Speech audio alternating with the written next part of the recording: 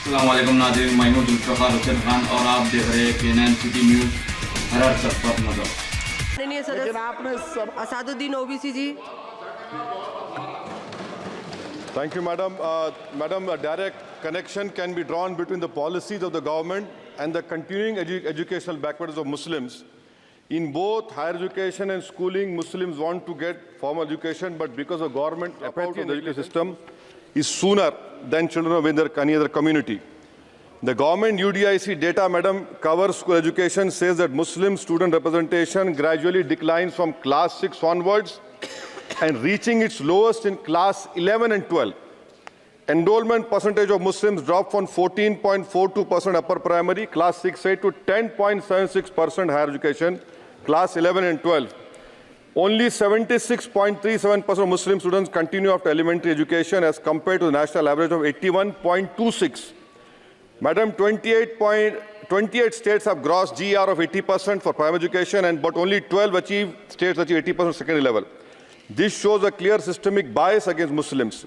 Muslim children do not have means to cross beyond primary education, but the government has limited pre-matric and post-matric scholarship class and above. I want to know from the Modi government that does the Muslims of this country have a fundamental right to education under Article 21A or not? Or do you want to make the Muslims, 17 crore Muslim second-class citizens status permanent? Madam, there are 1.7 lakh fewer Muslims pursuing higher education. That was not the case till 2021. You unleashed your ideology on the biggest minority, and you see that 1.7 lakh fewer Muslims are pursuing higher education today. And I want to give them some bad news and good news for the nation. Those who say that we Muslims don't teach our girls and oppress our women are wrong. I'm quoting data. I can challenge anyone. Muslim girls are enrolled at school level higher than boys. The gender parity index for the rest of the population is 0.93, but for Muslims it is 0.99. The sad fact is that these girls and boys are not prevented from educating themselves because of some evil Muslim men, in inverted commas, but because of crushing poverty and absence of government support. This government education policy talks about universal access to education, ensuring universal literacy in India of 2047. But how can you achieve, sir, if 14% of population is dropping out of education at primary level? How can you achieve when about 25% rural youths in the age group of 14 to 18 cannot read a class 2 level text fluently in regional language, and while more than half struggle with division 3-digit by 1-digit problems, a skill usually is expected to achieve in class 3 and 4. Madam, over the years there has been a shift in momentum towards private schools. Government data indicates a decrease in the share of government schools in the elementary category of 87% in 2006 to 62% in 2022. Maybe the Mughals are responsible for this. This means that the government has decided to leave the poorest Indians to for-profit schools and abandon the responsibility on the RT.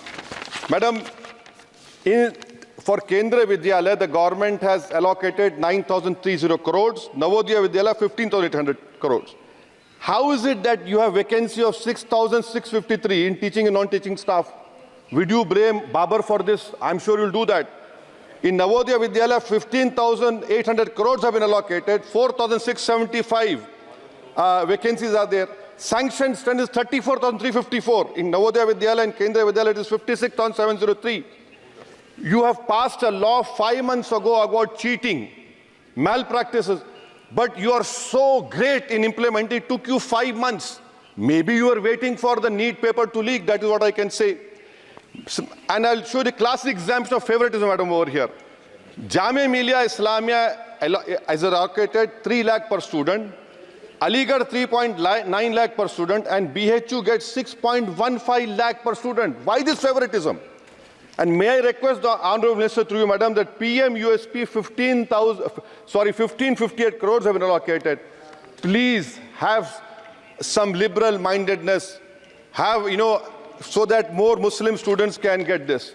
Your HIFA scheme, Madam, HIFA scheme, 39,720 crores have been sanctioned for 103 institutions. 22 are IITs, 12 are AIMs. These people can pay back money. How can Jamia Millia and AMU pay back money? I don't know who has told you this. And more important, madam, 29% of graduates and above in India are unemployed. And half of them do low-skilled jobs. this is for you to understand. And may I come to Jamia Millia, madam?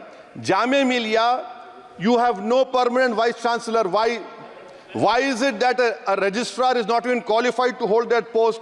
Why is it that a standing council is running the Jamia Millia? And please inquire that why 438 crores have been given HIFA, whether competent construction companies have been given or someone has been on the basis of favoritism. How is it, sir, that the present status of 100 years old Jamia Teachers Association, their office has been sealed, their body has been dissolved, there is no funds to run the university, to pay outsourcing staff, to build for building maintenance, no research grant. I demand that registrar and the standing council to be immediately removed. Now, coming to Aligarh Muslim University, there are 1,400 2 minutes. AMU daily wage workers are 1,400, temporary 1,559. Why don't you regularize them? And why are you not giving separate funds, Honorable Minister Garu, to the AMU branch at Murshidabad, in Mallapuram, and in Kishanganj? You want it to be closed?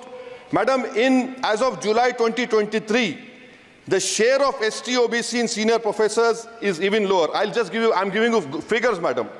In central universities, there are 66.29 general teaching staff. SC, ST-OBC only 30%. NIT 67%. 33% ST-OBC. In IIT, 84.5 general category. SC, ST-OBC 14%. IIM 86.83%. And in general 11%. Who's responsible, sir? You are running the government 10 years. You are running the 10 years. And lastly, madam.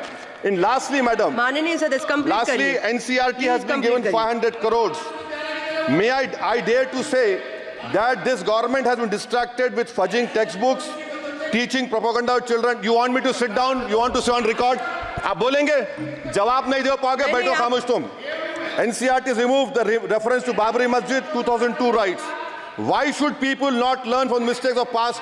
Should our children not learn of Gujarat program, massacre of minority Muslims? Those who ignore history mistakes are bound to repeat them. It has made up history argued Indians don't have migrant DNA. Madam, 1 minute, khatam karo. The truth is DNA shows that there are 4 ways of migration in India. Africa, Iran, Southeast Asia, and Astral pasture of the Aryans. There is scientific consensus on this. May I request the Honourable Minister to you, why do you want to hide the killers of Mahatma Gandhi? Do you want to make Godse a freedom fighter? Let the children know who's a Deshbhakt and why are you trying to protect your organization, ideology organization. Madam, in end, I would appeal to the government to fix your priorities. You need to construct more government schools, improve quality of schooling. You need to make active efforts to reduce dropout rate of Muslims. You have a job cut out for you. Do not waste your time.